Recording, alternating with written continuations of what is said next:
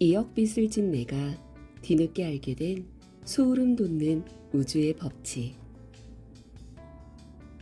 고이케 히로시 지음, 이정환 옮김, 출판사 나무생각. 프롤로그. 신용불량에서 벗어난 후 나는 고이케 히로시. 2억 원의 빚을 끌어안고 눈물로 시간을 보내던 15년 전, 어느 날 샤워기 헤드에서 갑자기 나타난 우주님의 강력한 가르침을 통하여 전혀 예상할 수 없었던 기적을 잇따라 경험했고 9년 만에 빚을 모두 갚았다. 그 후 아름다운 아내와 귀여운 딸들도 생겨 지금은 즐거운 인생을 살고 있다. 작지만 쾌적한 사무실에서 성실하고 멋진 직원들에게 둘러싸여 웃음이 끊이지 않는 즐거운 시간을 보내는 한편, 일본 전역을 돌아다니면서 나처럼 기적을 맛볼 수 있는 방법을 사람들에게 전하기 위해 최선을 다하고 있다. 최근에는 강연 분위기가 너무 고조되어 내 쪽에서 죄송합니다만 아직 할 말이 더 있어서 강연을 연장해야겠습니다 라는 식으로 사람들에게 부탁하기도 한다. 내게 일어난 인생 대역전극. 사람들은 그것을 기적이라고 부르는데, 만약 그게 기적이라면 우주에는 아직도 그 기적이 재고 과잉 상태로 산더미처럼 쌓여 있다. 사람들에게는 저마다 하고 싶은 간절한 일이나 이루고 싶은 꿈이 있을 텐데 그것을 올바른 방식으로 주문하지 않기 때문이다. 우주는 우리가 발신하는 에너지를 증폭시켜주는 하나의 장치다. 마음속에서 우러나오는 진심이 깃든 주문이라면 우주는 그것을 현실로 만들어주지만 올바른 주문을 보내지 않으면 실현시켜주지 못한다. 말버릇을 완전히 바꿔 올바른 주문을 할 수 있게 된 이후 나의 생활에는 수많은 기적이 발생했다. 시리즈 2편, 2억 빚을 진 내게 우주님이 가르쳐준 운이 풀리는 말버릇에서 소개한 히로미도 이 주문 방법을 실천해서 연속적으로 기적을 경험했고, 나의 강좌를 들은 사람들 중에도 일이 술술 잘 풀린 사람이 많았다. 우주에 주문을 보낸 다음 날 만난 사람과 6개월 만에 결혼한 사람도 있었다. 독자들이 보내주는 메일을 보면 큰 것에서 작은 것까지 나도 깜짝 놀랄 정도의 많은 기적들이 일어나고 있다. 나는 2018년으로 접어들자마자 세미나를 열 때마다 청중에게 이렇게 말했다. 제가 집을 샀습니다. 2020년에 계약할 겁니다. 가족들이 동경하는 마당이 딸린 단독주택. 그 차고에는 그토록 가지고 싶었던 외제차가 주차되어 있다. 내가 주문한 것은 그런 구체적인 광경이었다. 왜 2020년이냐고? 사실 나는 신용카드를 만들 수 없다. 빚을 완전히 변제한 것이 2014년이고 7년 정도는 그 이력이 남는다고 하니까 7년 후면 2021년이다. 그래서 2020년을 목표로 삼았다. 신용카드를 만들 수 없는 나는 당연히 주택융자도 받기 어렵다. 그래서 현금으로 구입한다는 전제로 나는 2020년에 집을 현금으로 구입했다라고 주문했다. 우주에 주문을 보낸 후 어떤 집에 살고 싶은지 이미지를 그려보면서 지내다가 정말 마음에 드는 집을 발견했다. 그런데 예상했던 것보다 집값이 꽤 비쌌다. 나는 블랙리스트에 올라 있어 현금이 아니면 집을 살 수 없었다. 그런데 그 집을 사기에는 현금이 부족했다. 정말 멋진 집이었지만 그 집과는 인연이 없다는 생각에 거의 포기했다. 그러던 어느 날 매달 거래를 하는 금융기관을 찾아갔는데 지점장이 이렇게 말했다. 히로시 씨, 혹시 상담하실 일이 있으면 언제든지 편하게 말씀하십시오. 상담이라고 하시니까 사실은 한 가지 있기는 합니다만. 그러자 지점장이 즉시 응접실로 나를 데려갔다. 그게 갑자기 이런 상담을 해도 되는지 모르겠습니다만 제가 혹시 주택융자를 받을 수 있을까요? 나는 엉거주춤한 자세로 우물거렸다. 그러자 지점장이 상담을 흔쾌히 받아주며 말했다. 심사를 한번 받아보시겠습니까? 며칠 후 지점장에게서 전화가 걸려왔다. 히로시 씨, 심사가 통과되었습니다. 내가 주택융자를 받을 수 있을 거라곤 생각지도 못했다. 세상은 정말 알 수 없다. 마음에 드는 집이 있어도 구입할 방법이 없어 우왕좌왕하고 있었는데 주문을 낸 것보다 2년이나 일찍 기적적으로 내 집을 사게 된 것이다. 또 죽기 전에 한 번은 타보고 싶다라고 그토록 동경하던 외제차까지 충동구매로 구입했다. 누가 상상이나 했을까? 신용카드 심사를 받으면 떨어지기만 하던 내가 융자로 집을 산다는 것은 누구보다 나 자신이 상상도 하지 못했던 일이다. 하지만 그것이 이루어졌다. 기적은 매일 일어나고 있다. 매일 일어난다면 그것은 이제 일상이다. 우주에 주문을 보내고 행동으로 옮겨 성취한다. 이런 식으로 기적은 이제 나에게 일상이 되었다. 기적이 아니라 일상이다. 새로운 인생의 시작. 설마 했던 것이 현실로 이루어져 내 집을 구입하게 되었고, 그로부터 몇 개월 후 우리 가족은 모두 이사 준비에 매달렸다. 아내는 물론 딸들도 신이 나서 짐을 꾸리느라 정신이 없었다. 새로운 생활을 상상하며 이것도 하고 싶다, 저것도 하고 싶다고 들떠서 돌아다니는 가족들의 모습을 보고 나도 마음속에서 솟아오르는 행복감에 한껏 취했다. 그렇게 한밤중이 되었다. 나는 서재에서 혼자 매달 1일이면 찾아가는 낮가다 신사의 소호를 받는 이 맨션에 감사합니다, 사랑합니다 라고 지금까지의 감사를 전하면서 짐을 꾸리고 있었다. 그러고 보니 최근에는 찾아온 적이 없는 것 같은데 문득 이런 생각이 들었다. 최근 우주님의 목소리를 들은 적이 없다. 내 마음속에서는 이제 아이디어나 직감의 형태를 띤 내 목소리가 당연한 듯 들리지만 우주님으로부터의 강력한 메시지는 최근에 들어본 적이 없었다. 몇 개월이 지났을까? 1년 정도? 이런, 그것조차 확실하게 알 수 없었다. 그 정도로 생색을 내기 좋아하는 우주님이라면 당연히 집까지 구입하게 된 나를 찾아와 그건 모두 내 덕분이야 라고 큰 소리를 쳐야 하는데 왜지? 이해할 수 없었다. 설마 이제 완전히 떠나버린 것일까? 더 이상 가르쳐줄 게 없을 정도로 내 인생이 탄탄해진 것일까? 그건 아닌데. 만약 우주님이 더 이상 등장하지 않는다면 어쨌든 우주님이 등장하지 않으면 곤란한데. 바로 그때였다. 책상 위에서 우르르 탁 하고 무엇인가가 떨어져 내 머리를 때렸다. 아야!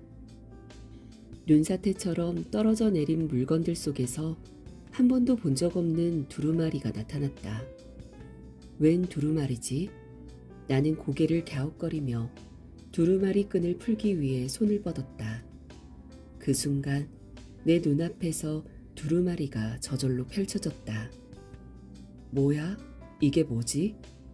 두루마리를 읽기 시작한 나는 놀라서 나도 모르게 숨을 삼켰다.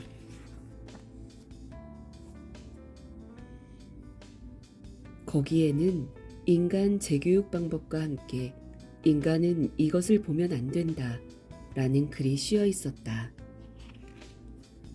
야, 히로시, 뭐야? 왜 남의 두루마리를 마음대로 읽는 거야?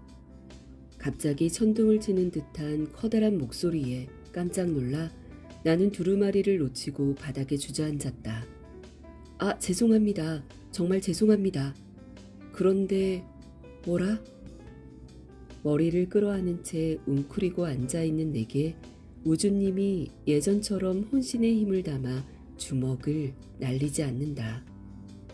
두려움에 몸을 떨며 천천히 머리를 들자. 야, 내가 너를 어떻게 때리냐? 두루마리가 우주님의 목소리로 말을 하고 있었다. 아니, 아무리 그래도 이건 설정이 좀 이상하잖아. 말을 하는 두루마리라고? 해리포터도 아니고 이게 무슨... 이제 와서 새삼스럽게 무슨 말이야. 내가 샤워기 헤드에서 나왔을 때부터 이미 충분히 이상한 설정이었잖아. 그런 말을 어떻게 본인 입으로... 시리즈 1편을 읽어본 독자라면 처음부터 이 책을 쓴 저자는 어딘지 특이하네 라고 생각했을 거라고. 아, 네, 그렇긴 하겠지만 그건 그렇고 이 두루마리는 대체 무엇입니까? 이건... 우물거리지 말고 이해하기 쉽게 설명해 주세요. 인간 재교육 방법이 도대체 뭐죠? 젠장, 벌써 본 거야? 이건 인간 세계의 구조를 해석해서 사람들을 재교육하는 비법이 씌어있는 두루마리야. 내게 나라는 존재가 있듯, 그리고 히로미에게는 히로미의 우주님이 있듯, 사람들 각자에게는 우주와의 파이프 역할을 담당하는 우주님들이 있다는 건 알려줬지? 우리가 지구로 올 때 읽고 머릿속에 입력해두는 것이 이 두루마리 내용이야. 우주가 그동안 축적해온 데이터를 바탕으로 인간은 어떤 성질을 가지고 있고 어떤 것에 좌절하며 그때 어떤 식으로 지도해야 좋을지를 말해주는 내용이지. 어떻게든 인생을 역전시키고 싶다라고 주문을 보낸 사람에게만 발동되는 것이 이 두루마리의 프로그램이야. 사람들의 입장에서 보면 모든 부정적인 것들을 긍정적인 것들로 변환시키는 비법이라고 말할 수 있지. 각각의 우주님들은 두루마리에 씌어있는 비법에 따라 자신이 맡은 사람들을 교육시키는 거야. 나의 피실험자는 히로시 바로 너고. 제가 그럼 실험 대상자였다는 말씀입니까? 하지만 왜 그런 일을 하죠? 우주도 이제 슬슬 움직이기 시작했어. 시리즈 1편에서 내게 우주와 지구의 구조에 관해서 설명해줬지. 인간이 지구로 온 이유와 행동의 의미는 본래 인간은 몰라도 되는 것들이었어. 오히려 알면 안 되는 것이었지. 왜냐하면 모르는 쪽이 재미있으니까. 영화의 주인공도 영화 속이라는 사실을 모르는 상태에서 행동하고 성공과 실패를 맛보고 마지막을 맞이하잖아. 사람들도 지구에서 인생이라는 자신의 드라마를 완수하고 우주로 돌아오지. 하지만 말이야, 최근 지구에서는 위험을 회피하려는 사람들의 욕구가 비약적으로 높아졌어. 잔뜩 위축된 사람들이 증가하고 행동을 단순하게 즐길 수 없게 되면서 인생을 행복하게 마무리 짓지 못하는 상황이 증가한 거야. 우주로 돌아온 영혼들이 실수였어. 지구에서 좀 더 적극적으로 살았어야 해 라고 탄식을 하는 경우가 너무 많다 보니 우주도 더 이상 외면할 수 없게 되었어. 무엇인가 조치를 취해야겠다고 생각했지.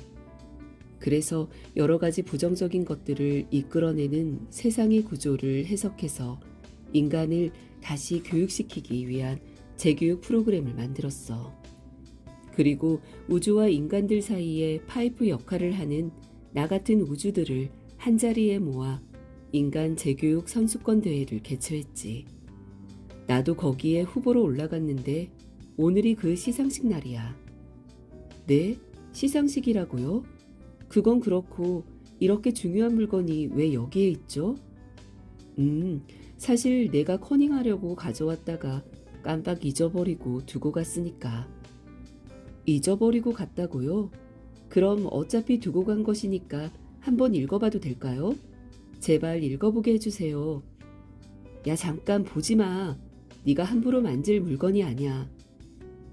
하지만 잊어버리고 두고 간 쪽이 잘못이지요. 야, 함부로 펼치지 말라니까. 안 돼. 두루마리를 펼치려 하는 나와 펼쳐지지 않으려고 버티는 두루마리.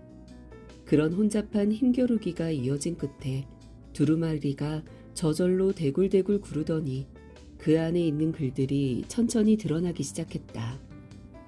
나는 사람들은 알아서는 안 되는 비법이 씌어있는 말하는 두루마리를 집어들고 재빨리 읽기 시작했다.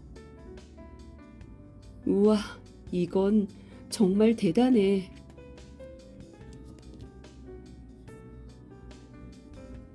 주문만 보내고 행동하지 않는 사람을 교육하는 방법. 소원이 이루어졌으면 좋겠어. 행복해지고 싶어. 요즘 사람들이 빠져 있는 이른바 스피리추얼에는 사실 함정이 많다.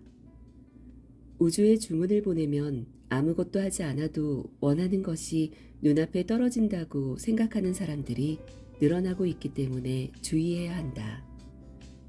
스피리추얼은 눈에 보이지 않는 세계다.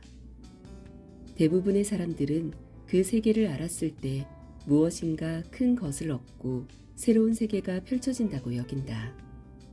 망설이거나 고민하는 사람들에게는 든든한 지주가 되는 경우도 많지만 어떤 사람들은 이것만 믿으면 다 된다는 식으로 다른 해결 방법을 받아들이지 않는다. 스피리추얼이 오히려 행동을 방해하는 요인으로 작용하는 것이다. 눈에 보이지 않는 세계만 의지하고 스스로의 행동을 포기하는 것은 스피리추얼이 아니다. 결과를 도출해내는 주체는 자신의 두 발로 땅을 밟고 서 있는 사람이다. 그들은 자신의 발을 직접 움직여 행동하고 원하는 것을 발신한다.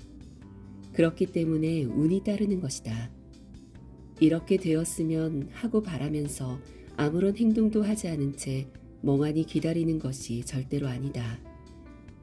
어떤 사람은 영적인 힘을 얻을 수 있다는 곳에 가서 이것으로 인생이 바뀌었어라고 억지로 안도감을 느끼려 하는데 이것도 아무 의미 없는 행동이다. 눈에 보이지 않는 것을 현실적인 존재로 포착하고 그 힘을 빌려야 한다. 공기를 예로 들면 이해하기 쉽다.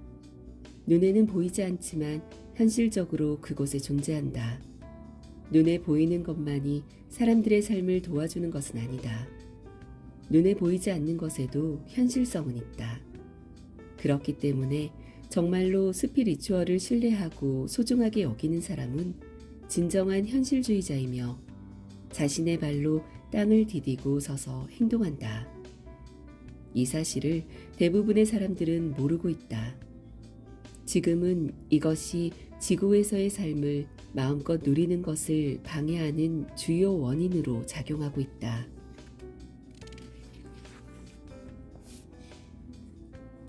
부정적인 말버릇을 가진 사람을 교육하는 방법. 사람들은 언어를 사용한다.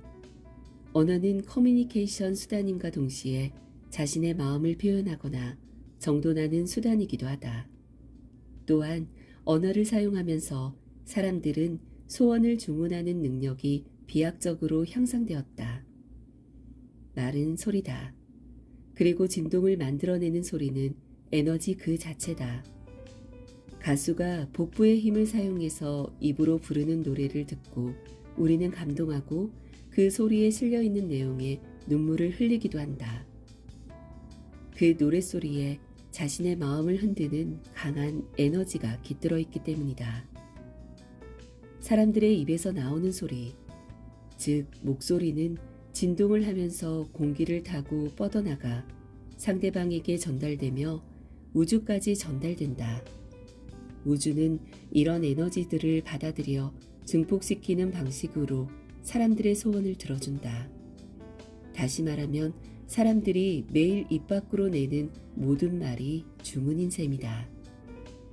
그렇기 때문에 평소에 사용하는 말을 주의해 골라야 하며 좋은 말을 하고 부정적인 말은 하지 말아야 한다.